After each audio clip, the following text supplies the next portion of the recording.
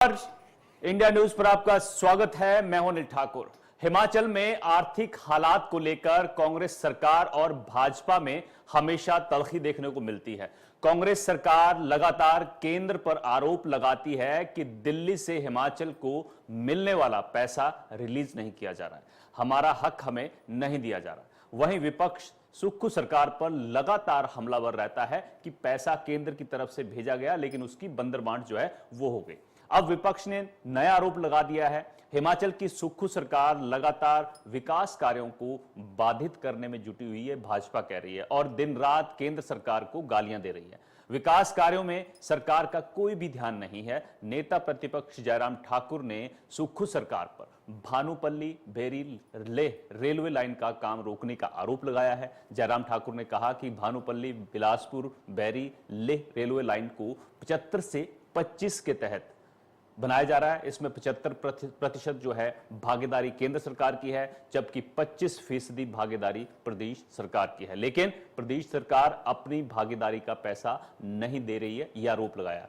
इसका 1441 करोड़ रुपए railway board को देने को है। दूसरी तरफ चंडीगढ़ बद्दी रेलवे लाइन को 50% की भागीदारी में बनाया जा रहा है, इसका पैसा भी सरकार नहीं दे रही है। इसका 185 करोड़ रुपए देने को है। जयराम ठाकुर ने बताया कि रेलवे लाइन को कुल 1626 करोड़ रुपए की देनदारी देने को है और इसके लिए अब बोर्ड के चेयरमैन ने प्रदेश के चीफ सेक्रेटरी को लेटर लिखा है और इसकी मांग की है। यदि सरकार इस पैसे को नहीं देती है तो प्रदेश में रेलवे लाइन का काम रुक जाएगा, जयराम ठाकुर ने कहा है। साथ ही उन्होंने कहा कि केंद्र की मोदी सरकार लगातार प्रदेश के विकास के लिए पैसा दे रही है, लेकिन प्रदेश सरकार अपना शेयर ना देकर यहां के विकास को रोकने का काम कर रही है। वहीं कांग्रेस ने जयराम ठाकुर पर भ्रमित करने का आरोप लगाया है। सुनिए जयराम ठाकुर ने क्या कहा, फिर इस मुद्दे पर विस्तार से चर्चा करेंगे। आदरणीय प्रधानमंत्री नरेंद्र मोदी जी का आभारी हूं कि केंद्र हिमाचल प्रदेश में रेलवे नेटवर्क को आगे बढ़ाने के लिए लगातार प्रयास, लेकिन मुझे इस बात को लेकर भी दुख है कि जो केंद्र और प्रदेश का जो शेयर तय हुआ और जो खासतौर से जो भानुपल्ली बैरी का जो है वो 75-25 कॉस्ट को जो बियर करने का जो फैसला जो हुआ, उसमें मुझे बहुत बड़ा दुख है कि अभी तक हिमाचल प्रदेश की सरकार वो पैसा जो देना था उस पैसे को नहीं दे, और जबकि हमारा चंडीगढ़ बद्दी का जो है वो 50-50 कॉस्ट शेयरिंग में है। और दोनों का अगर हम देखें, दोनों प्रोजेक्ट में जो है इस वक्त 1626 करोड़ रुपए जो है वो, जिसमें से 1441 करोड़ रुपए भानुपल्ली बिलासपुर बैरी का और उसके बाद 185 करोड़ रुपए बद्दी से हमारा चंडीगढ़ बद्दी का, ये हिमाचल प्रदेश की सरकार को देना है लेकिन नहीं दे रहे हैं। और ना देने की वजह से अल्टीमेटली ये स्थिति बनी है कि चेयरमैन रेलवे बोर्ड ने चीफ सेक्रेटरी को पत्र लिखा है कि आप मेहरबानी करके ये पैसा जो है जमा करिए ताकि जो काम चला है उस काम को हम आगे तेजी से बढ़ा करके उसको पूरा कर सकें। लेकिन अभी तक हिमाचल प्रदेश सरकार वो पैसा जमा नहीं कर पा रही है। भारतीय जनता पार्टी की सरकार में हमने हिमाचल प्रदेश में लैंड एक्विजिशन और कंस्ट्रक्शन दोनों चीजों के लिए 450 करोड़ रुपए हमारी सरकार ने जारी किया, और लेकिन अभी तक हिमाचल प्रदेश की सरकार ने 2 साल में बहुत कम जारी किया है मेरी जानकारी के मुताबिक। तो इसलिए ये दोष दूसरे के ऊपर देना, केंद्र के ऊपर दोष देना ये उचित नहीं है। अगर हिमाचल प्रदेश में रेलवे लाइन अगर विलंब हो रही है तो उसकी वजह है कि हिमाचल प्रदेश की सरकार, कांग्रेस की सरकार, सुक्खू जी की सरकार केंद्र को जो पैसा हिमाचल का हिस्सा बनता वो नहीं देती। तो आपने सुना नेता प्रतिपक्ष जयराम ठाकुर तमाम आरोप जो हैं सरकार पर लगा रहे थे। सुमित शर्मा प्रवक्ता बीजेपी की तरफ से, कुशल जेट्टी जो हैं वो कांग्रेस की तरफ से हमारे साथ जुड़े हैं। आप दोनों का स्वागत है। कुशल जेट्टी जी, सबसे पहले मैं आपके पास आना चाहूंगा। देखिए, पहले तो आर्थिक संकट के लिए विपक्ष आपको लगातार घेर रहा है पिछले 2 साल से। पहले आरोप लग रहे थे कि आप विकास का काम नहीं कर रहे हैं। अब नया आरोप यह है कि जो रेल लाइन है एक सामरिक दृष्टि से भी ये बड़ी अहम है देश के लिए, और स्टेट शेयर कांग्रेस सरकार, हिमाचल की सरकार नहीं दे रही है। ये नया आरोप जो है आपके ऊपर जयराम ठाकुर ने लगा दिया। कुशल जेट्टी जी, देखिए अनिल जी, मैं समझता हूँ कि जयराम ठाकुर जी 5 साल इस प्रदेश के मुख्यमंत्री रहे, उससे पूर्व भी ये राजनीतिक क्षेत्र में काम कर रहे हैं और कितने वर्ष हो गए इनको काम करते हुए हिमाचल प्रदेश के अंदर। हिमाचल प्रदेश में अगर कोई जीवन रखा है तो वो सड़कें हैं। हिमाचल प्रदेश में सड़कों की पिछले 2 दफा से सुखविंदर सिंह सुक्खू जी को 20-21 महीने हुए सरकार में बने हुए, पिछले 2 वर्षों से 2 राष्ट्रीय प्राकृतिक आपदाएं कितनी बड़ी बड़ी हिमाचल प्रदेश में आई। हिमाचल सरकार उन प्राकृतिक आपदाओं से टूटे हुए रास्ते, link road, national state highway जितने भी डैमेज हो चुके हैं उनको रिपेयर करने का काम कर रही है और हिमाचल प्रदेश का जो जीवन पटरी से उतर चुका था उसको पटरी में लाने की कोशिश कर रही है। जहां तक माननीय पूर्व मुख्यमंत्री ठाकुर जयराम जी की बात है, ठाकुर जयराम जी के पास आज कोई इशू नहीं है। वो थोड़े दिनों बाद एक ऐसा इशू उठाते हैं जिसका कोई रेलेवेंस मैं समझता हूँ है नहीं। हिमाचल प्रदेश में जो बद्दी का जो रेलवे लाइन है और जो बिलासपुर भानु और बैरी का जो इनको रेल लाइन की बात करी है, मैं समझता हूँ कि कोई रेल लाइन कोई पिछले 18 महीने से 20 महीने से थोड़ी प्रोजेक्ट है। कितने वर्ष हो गए मार्को उसको खोलते हुए, और 5 वर्ष ये सरकार रही हिमाचल प्रदेश में जयराम ठाकुर जी की। केंद्र में अनुराग ठाकुर जी मंत्री रहे, आज जेपी नड्डा जी मंत्री हैं। हिमाचल प्रदेश में अगर आर्थिक स्थिति जो आपके सम्मुख है, सारे प्रदेश के सम्मुख है, हिमाचल प्रदेश की आर्थिक हालात क्या है, हिमाचल प्रदेश की प्रायोरिटी के हिसाब से जहां पैसा खर्च किया जाना चाहिए वहां गवर्नमेंट खर्च कर रही है। क्या ये समझते हैं कि हिमाचल प्रदेश की सरकार जानबूझकर डिले कर रही है? क्या हिमाचल प्रदेश की सरकार चाहती नहीं कि हमारा रेलवे का विस्तार हो रेलवे का विस्तार, लेकिन उससे पहले जो प्रायोरिटी में काम किए जाना चाहिए, हिमाचल प्रदेश प्राथमिकता प्रायोरिटी में काम करने की है, ना कि हमारे को भानुपुरी या बद्दी की प्रायोरिटी की है। जयराम ठाकुर जी के लिए हो सकता है, क्योंकि जयराम ठाकुर जी के आज कोई इशू नहीं है। इनको मुख्यमंत्री रहे और इनको आज की स्थिति और अपने टाइम का भी इनको पता है कि हमारे हिमाचल प्रदेश की आर्थिक स्थिति क्या है। और ये जहां तक रेलवे लाइन का काम है, ये केंद्र के प्रोजेक्ट है और ये नए प्रोजेक्ट है। नए प्रोजेक्ट में अगर 2-4-6 महीने लेट भी होगा तो चल सकता है। अभी ऐसी कोई आफत नहीं आ रही कि बद्दी के रेलवे नहीं आए तो हिमाचल प्रदेश जो है उसका जो है वो बिल्कुल ही मतलब हालात खराब होने वाली है। अभी और सरकार की बहुत प्रायोरिटियां आपके सम्मुख है हिमाचल प्रदेश की हालात के ऊपर। हिमाचल ठीक है सुमित शर्मा जी, प्राकृतिक आपदाएं उसमें कितने लोगों के नुकसान हुए, लिंक रोड बह गए, खेत बह गए, लोगों के घर टूट गए, उसमें हिमाचल प्रदेश लगी है, उसको धीरे धीरे पटरी पे ला रही है। और मुझे लगता है कि थोड़े चंद महीनों के अंदर हिमाचल प्रदेश पटरी के ऊपर आएगा। उसके बाद बाकी ये प्रोजेक्ट भी है। सुमित शर्मा जी आप सुन रहे हैं, जैसी पैसा होगा जरूर करेगी। ठीक है कुशल जी, सुमित जी से बात कर लेते हैं। सुमित जी भी जुड़े हमारे साथ भाजपा की तरफ से। अभी कुशल जेटी जी कह रहे हैं कि जो आपदा आई थी उसके बाद हिमाचल को ट्रैक पर लाने का काम जारी है और जो भानुपल्ली बेरी रेलवे लाइन है उस पर रेल कब चलेगी, ट्रैक पर कब आएगी वो बाद में देखा जाएगा। पहले हिमाचल पे जो संकट है उसको दूर कर लिया जाए। वो कह रहे हैं कि 2-4 महीने 6 महीने कोई फर्क नहीं पड़ता। धन्यवाद, आपने इस डिबेट में मुझे जोड़ने के लिए अवसर दिया। हाँ जी, जिस प्रकार से कांग्रेस के प्रवक्ता कह रहे हैं उससे तो ये लगता है कि इनका विकास के प्रति किसी भी प्रकार का कोई ऐसा मॉडल नहीं है इनके पास कि प्रदेश को किस प्रकार से डेवलपमेंट की ओर लेकर के जाना है। पहले दिन से ये झूठी गारंटियों पे बनी हुई सरकार है और झूठ के छलावे के अंदर प्रदेश की भोली वाली जनता को इन्होंने भला फुसला करके सरकार बनाई। उन गारंटियों को 2 वर्ष में पूरा नहीं कर पाए। आड़ ले ली आपदाओं की। आपदा सिर्फ हिमाचल में नहीं आई है, आपदा उससे पहले कोविड की देश भर विश्व भर में भी आई थी, तब भी मोदी जी ने कहीं नहीं कहा कि आपदा आई है। उसके बाद भी देश की जीडीपी आज अच्छी चल रही है। बात करेंगे हिमाचल प्रदेश की। हिमाचल प्रदेश का 2009 से 2014 के बीच में केंद्र उस वक्त के सांसद अनुराग सिंह ठाकुर जी ने बिलासपुर को इस rail line Bilaspur Bhanupalli rail line से जोड़ने की बात करी थी। इनके रेलवे मंत्री पवन बंसल चंडीगढ़ से हुआ करते थे, वो सांसद थे। और ये लाइन इसलिए इंपॉर्टेंट है, सामरिक दृष्टि से इंपॉर्टेंट है। लेह लद्दाख से इसको जुड़ना है और लेह लद्दाख से केंद्र की 2014 में बनी सरकार ने वहां से इसका शिलान्यास करके इसके डीपीआर को लेकर के, फिजिबल रिपोर्ट को लेकर के उसकी पूरी तैयारी करके इसको लगभग 13,247 करोड़ का ये ओवरऑल प्रोजेक्ट है, उसके ऊपर काम किया जा रहा है। लेकिन 6,753 करोड़ की rail line Bilaspur Bhanupalli rail line इसको बनना था। बनने में आपने बताया कि हमारे नेता प्रतिपक्ष ने आज प्रेस कॉन्फ्रेंस करके बताया कि 75-25 की रेशो में था। 6,753 करोड़ में से प्रदेश सरकार का 1,688 करोड़ बनता था, जिसमें से अभी तक सिर्फ इन्होंने प्रदेश सरकार अभी तक हमारी सरकार भी और कांग्रेस की पूर्व की सरकार 2012 के बाद ये प्रोजेक्ट अमली जामे में आया।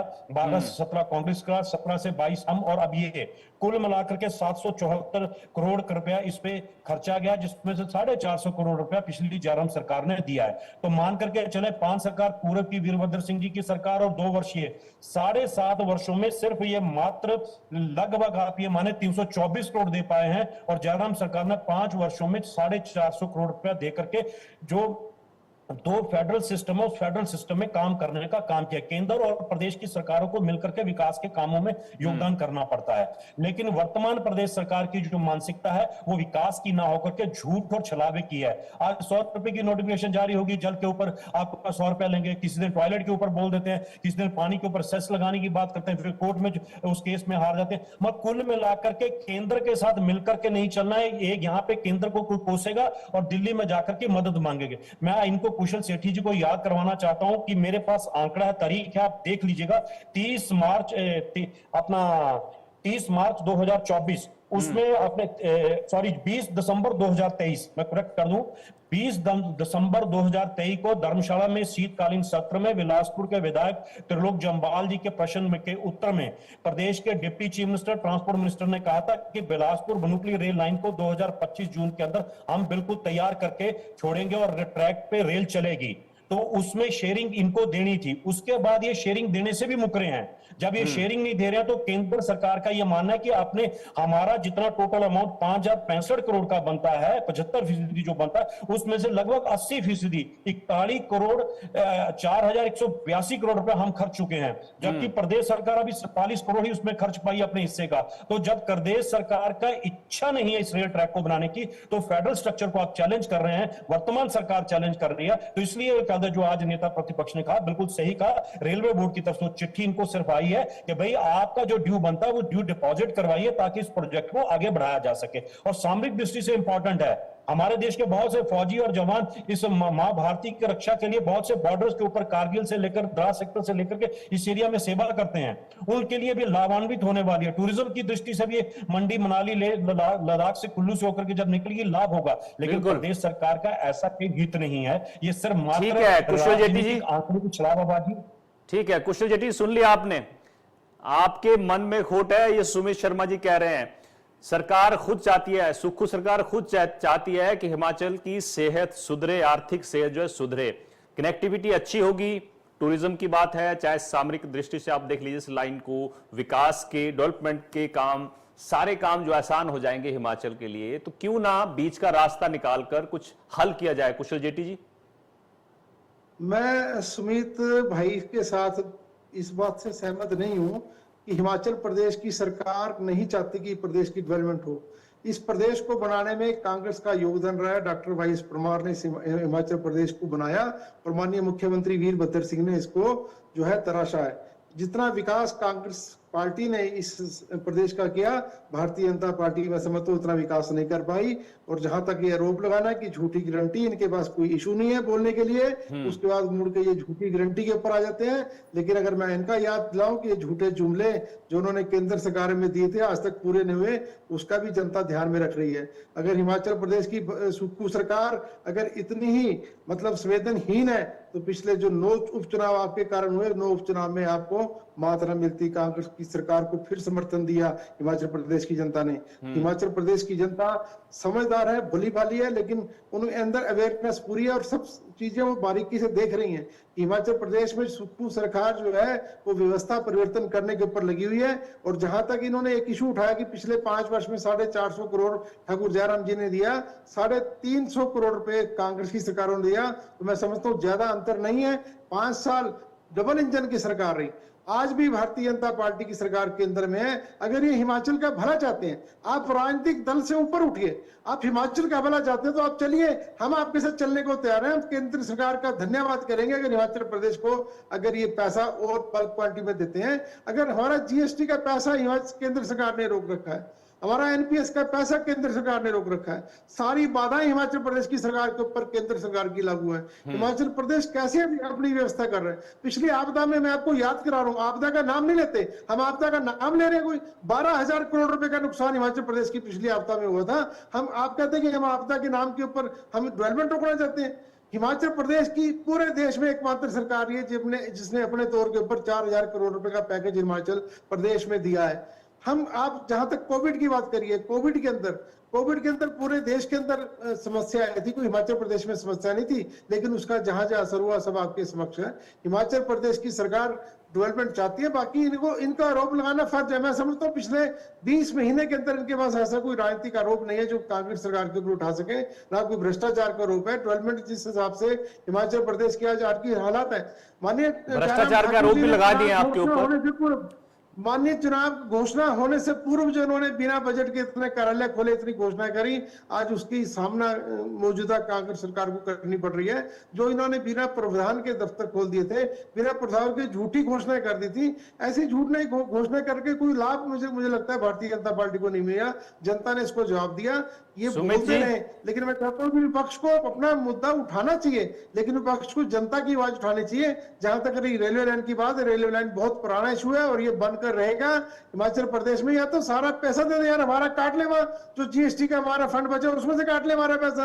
हम कब इनकार कर रहे हैं? चलिए सुमित जी से पूछ लेते हैं जरा। प्यार नहीं है क्या? वो नहीं चाहते क्या 200-400-500 करोड़ रुपए प्रदेश जमा कराएगा तभी रेलवे लाइन बनेगी?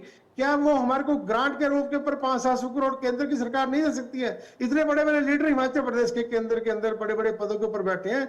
जब एक बाढ़ अभी बिहार के अंदर आई, नेपाल से पानी छूटा, उसी दिन माननीय मोदी जी ने 5,500 करोड़ बिहार सरकार को रिलीज किया एक दिन के अंदर अंदर। क्या हिमाचल प्रदेश, जिसको अपना दूसरा घर बोलते हैं, उसके लिए 500-700 करोड़ रुपए की ग्रांट भानुबली रेल और बद्दी के लिए नहीं दे सकती केंद्र सरकार? मैं चाहता हूँ कि हिमाचल के लीडरों को थोड़ा सा जाकर दबाव बनाना चाहिए केंद्र के ऊपर भी।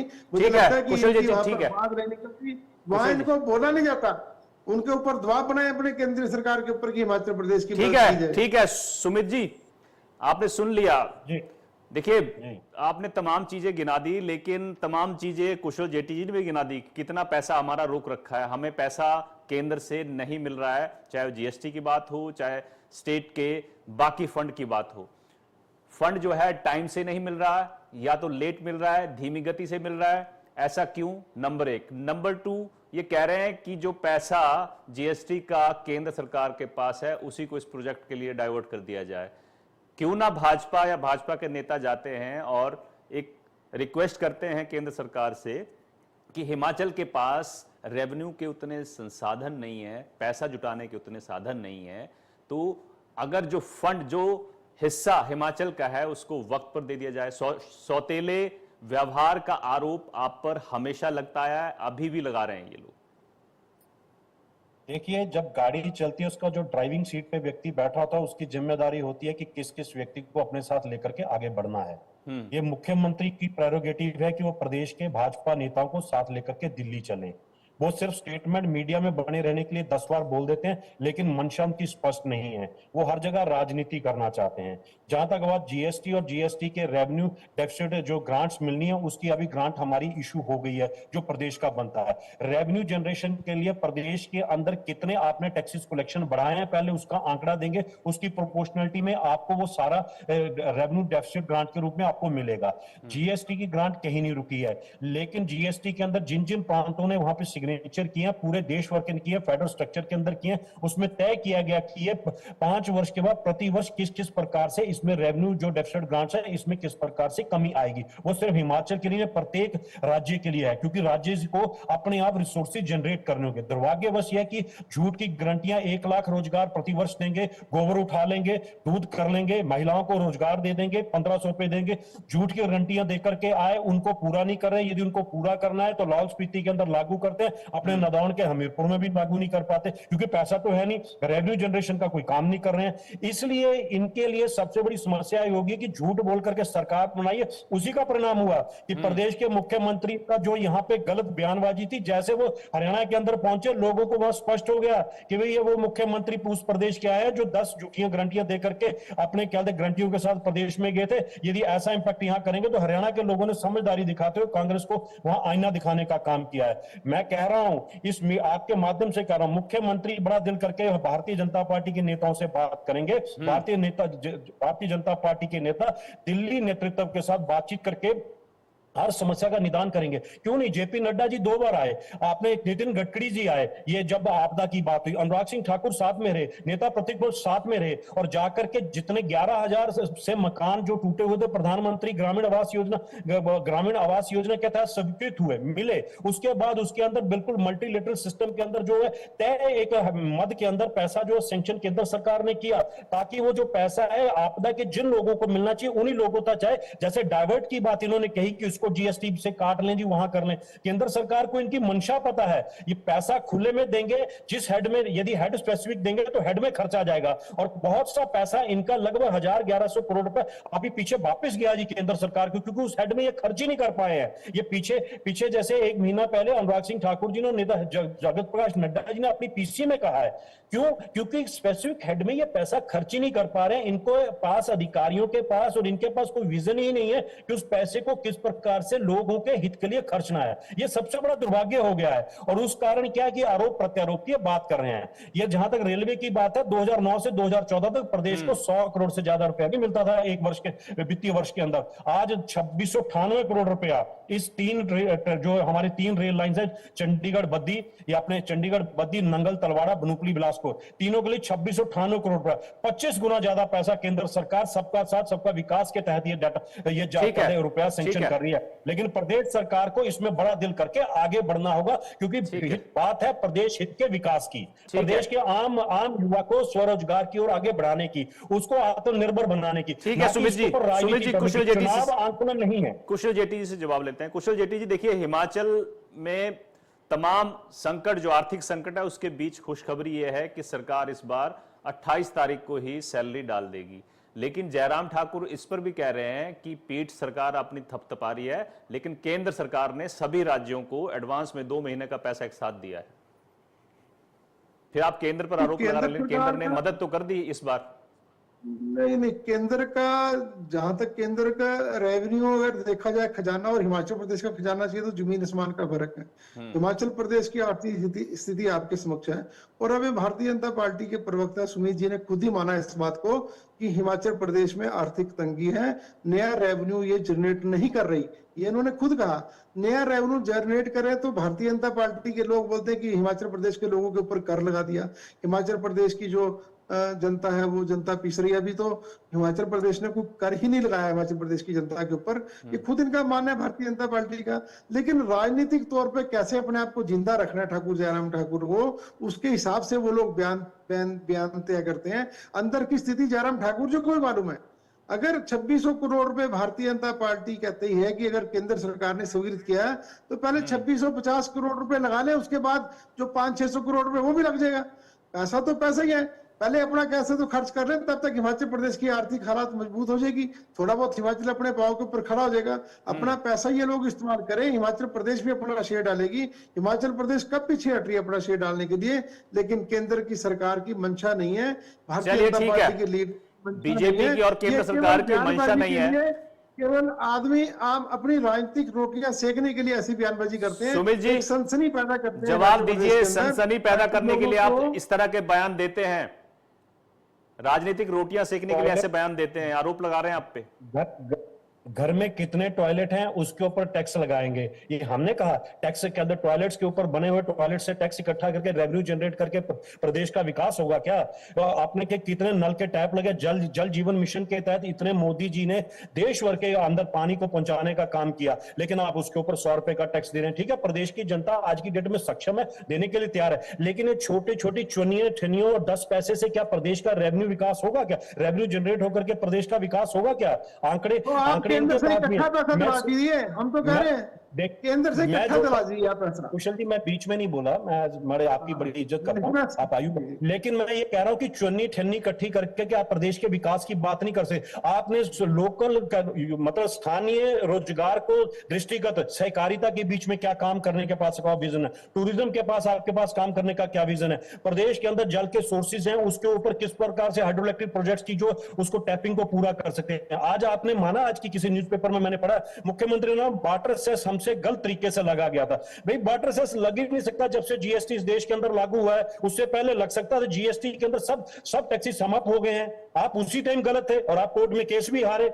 आप टैक्सेस लगा करके देश के अंदर एक दिवालियापन खड़ा, इस प्रदेश के अंदर दिवालियापन खड़ा करने का प्रयास कर रहे हैं। लेकिन और आप लोगों को स्थानीय रोजगार किस प्रकार से मिले, युवाओं को गांव के अंदर किस प्रकार से खेती के अंदर जोड़ करके one district one product Modi ji लेकर के आए, आपने क्या उसके ऊपर कोई काम करने का प्रयास किया? एस्पिरेशनल डिस्ट्रिक्ट चंबा है, चंबा के अंदर किस प्रकार से लोगों को स्वरोजगार की ओर आप टैपिंग कर सकते हैं, उसके ऊपर कोई काम किया? नहीं किया। कुल्लू के अंदर या शिमला के अंदर, किन्नौर के अंदर किस प्रकार टूरिज्म के ऊपर आप काम कर सकते हैं, होटलियर्स को किस प्रकार, कोई काम नहीं है आपका।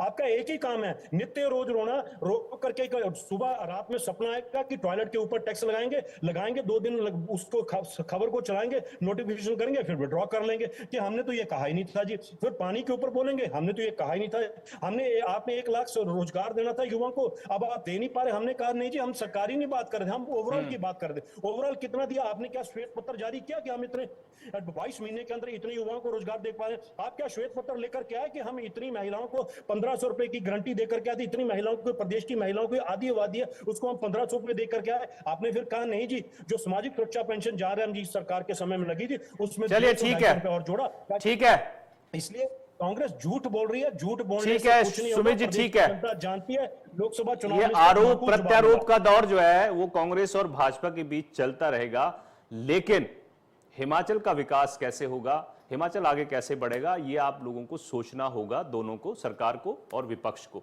फिलहाल बहुत बहुत शुक्रिया, वक्त की कमी है, माफी चाहूंगा, लेकिन भानुपल्ली बेरी ले रेलवे लाइन जो है उसका काम नहीं रुकना चाहिए। सरकारों को बैठकर इसका बीच का रास्ता निकालना चाहिए, क्योंकि कनेक्टिविटी और सामरिक दृष्टि से ये लाइन बेहद अहम है। फिलहाल मेरे साथ इतना ही, आप देखते रहिए इंडिया न्यूज। नमस्कार।